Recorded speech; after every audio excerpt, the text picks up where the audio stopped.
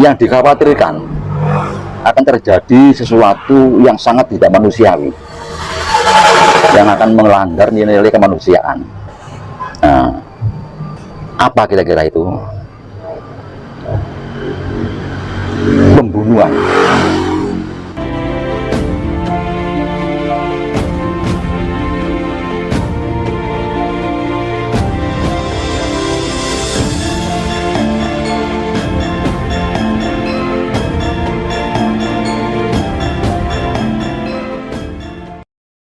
Episode kali ini Mbah Gatot akan menjelaskan kepada kita semua tentang hakikat ruang dan waktu.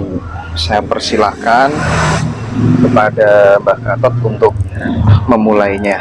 Monggo Mbah Gatot.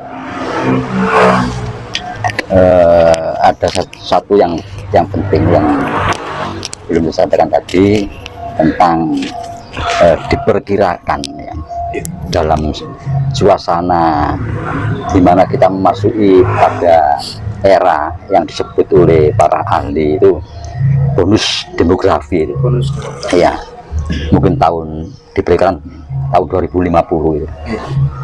Ini kalau kita bayangkan di mana jumlah manusia yang tinggal di muka bumi ini luar biasa banyaknya, mungkin melebihi kapasitas bumi sendiri, dan disitu taruhannya kepada kecerdasan dan kesehatan dari para orang dalam usia produktif. Nah, di sini kalau kita membayangkan, apa tidak mungkin kelak itu terjadi, setiap bangsa, setiap negara itu akan menghadapi satu kesulitan di mana pemerintah itu tidak dalam bentuk yang sangat signifikan di dalam memakmurkan rakyatnya. Nah, kalau ini terjadi, apalagi di negara yang jumlah penduduk usia produktif itu terbatas dibandingkan dengan penduduk yang non produktif, anak-anak, bayi, anak-anak menjelang remaja dan orang tua. Nah, yang dikhawatirkan akan terjadi sesuatu yang sangat tidak manusiawi, yang akan melanggar nilai-nilai kemanusiaan. Nah, apa kira-kira itu? Pembunuhan dari orang cerdas terhadap orang yang tidak cerdas, dari orang-orang usia produktif kepada orang-orang yang tidak usia produktif, dengan alasan mengurangi jumlah penduduk. Pemerintah tidak mampu lagi kalau harus memakmurkan seluruh orang, jadi harus dikurangi.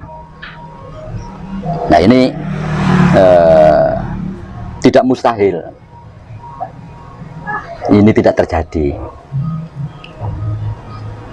Sebab kita sudah pernah mendengar, misalnya ada sekolah antika yang jumlah muridnya itu ya ratusan, artinya mati terbakar.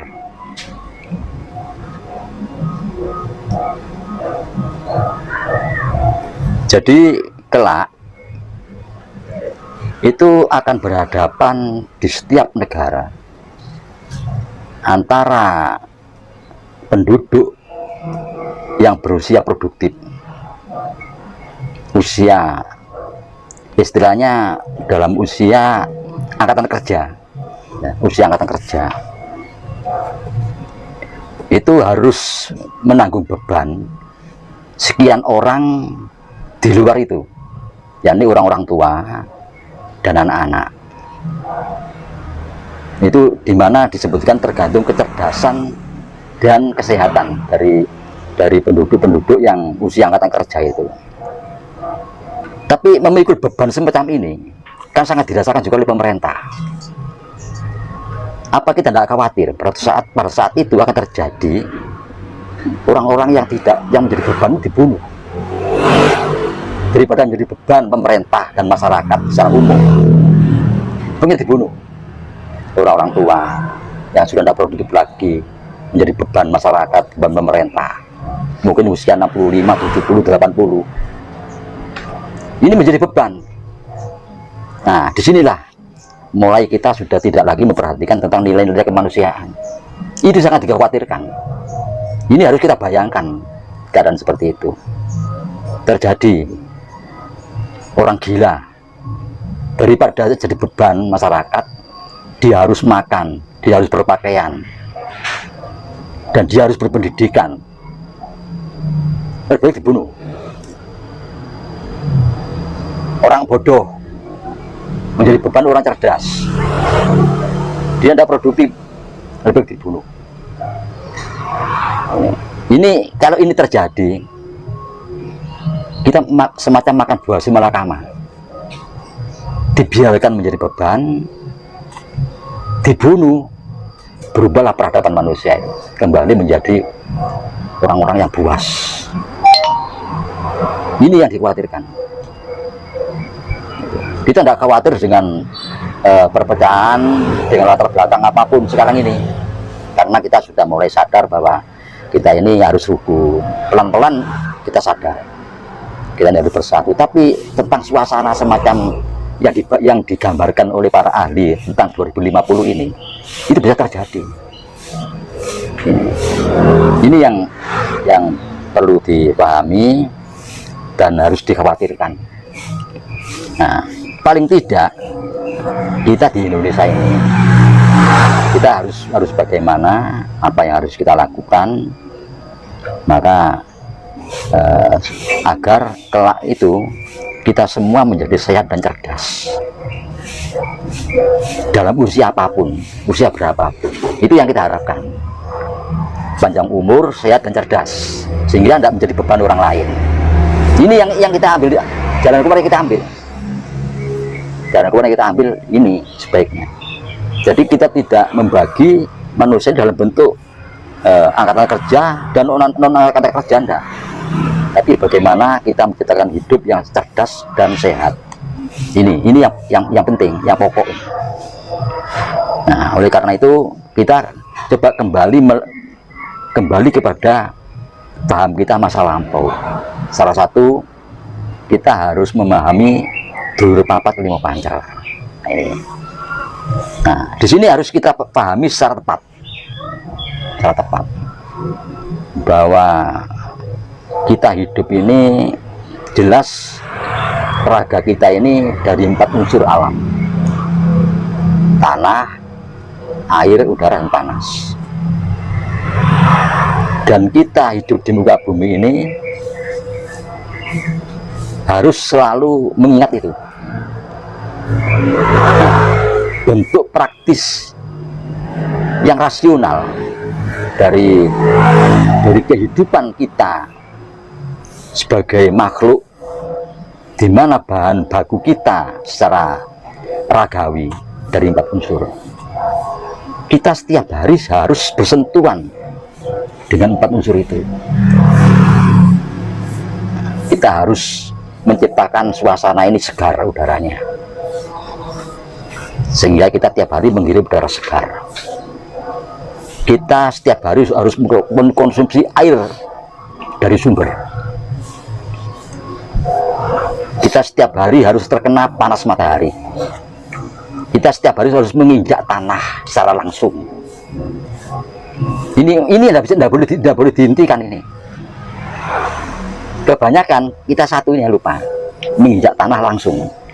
Ini yang kita lupakan. Kita pakai sepatu, sandal, karpet, tekel, keramik, porselin, aspal. Nah, kita lupa bahwa kita ini harus menginjak tanah. Satu, ada hubungan resonansi antara tanah dengan kita, sama dengan udara dan air tadi dan panas. Nah, oleh karena itu kalau kita lihat ya di video di mana orang berjemur di pantai, bahkan Bali itu tempatnya orang berjemur, itu sebetulnya mereka itu ingin sekaligus kena 4 unsur ini, kena air, panas matahari, udara segar, dan tanah. Mereka merindukan, di tempatnya tidak bisa.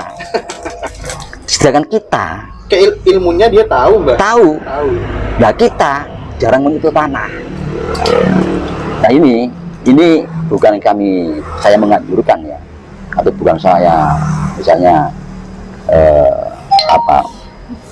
apalagi memerintahkan, bukan. Cuma coba direnungkan. Kita sejak usia 7 tahun sampai usia katakanlah 50 atau 40 atau 60, berapa kali beranjak tanah, kita lepas dari tanah itu.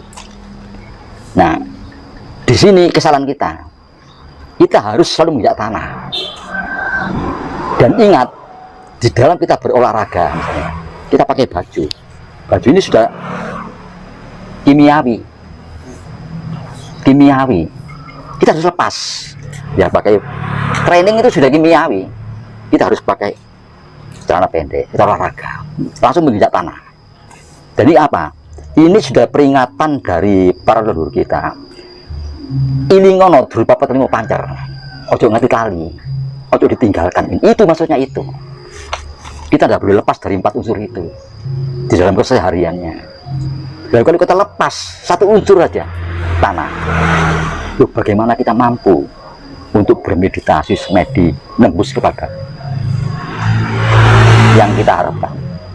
Sedangkan unsur kita sudah tidak jangkep, ya jelas goyang kita akan menemui kesulitan, karena dalam keseharian kita menggulung 4 unsur ini sudah kurang, apalagi hidup di suatu tempat yang polusi, kita kurang sudah. Kekuatan 4 unsur sudah menurun. Minum air kita sudah dari sumber sudah menurun. Kita apalagi tidak menginjak tanah. Ini bukan peringatan ya, saya sebagai orang tua mengingatkan saja. Jangan lupa setiap harinya 4 unsur harus disentuh.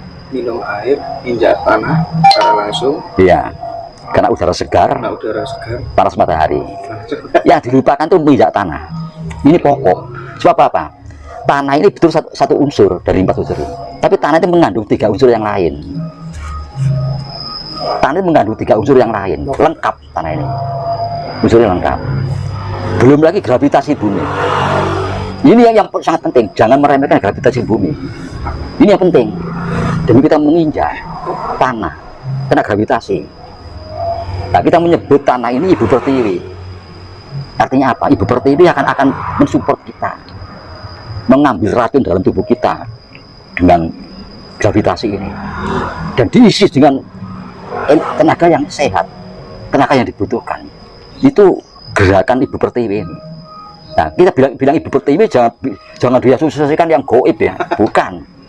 Tanah ini tempat tumpah darah kita, di mana kita lahir itu menumpahkan darah di sini, itu akan aktif membantu kita dalam bentuk mensupport tenaga pada kita dan menarik kembali semua racun dalam diri kita. Untuk tanah ini penting sekali. Ini harus kita pahami sebagai pemahaman dasar keseharian. Kita harus tetap berhubungan langsung dengan 4 unsur ini. Itu kunci.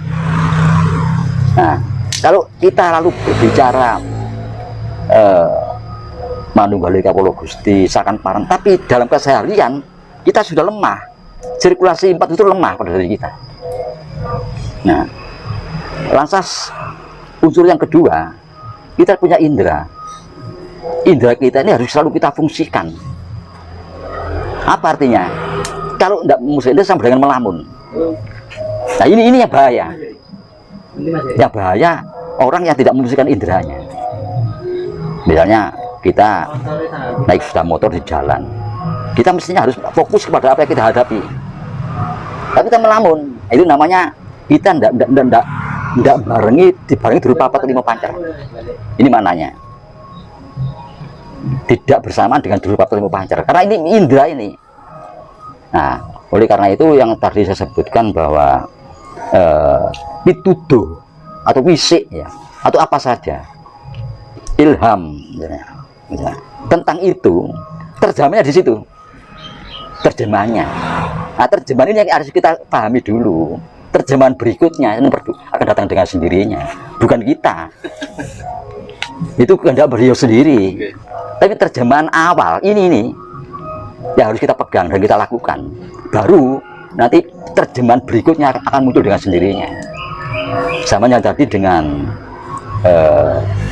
sakan paring dumadi manunggule kepala Gusti juga begitu. Jadi tentang pemahaman secara rasional itu kita ciptakan dulu. Kita ciptakan dulu, baru dan kita laksanakan. Nah, baru pengertian-pengertian yang sifatnya irasional kan muncul dengan sendirinya. Ini lepas dari lagi kalau ajaran kesampurnaan itu juga menyangkut penemuan-penemuan teknologi. Nah, ini akan muncul setelah kita paham dan melakukan tentang kepahaman yang rasional ini akan muncul dengan sendirinya.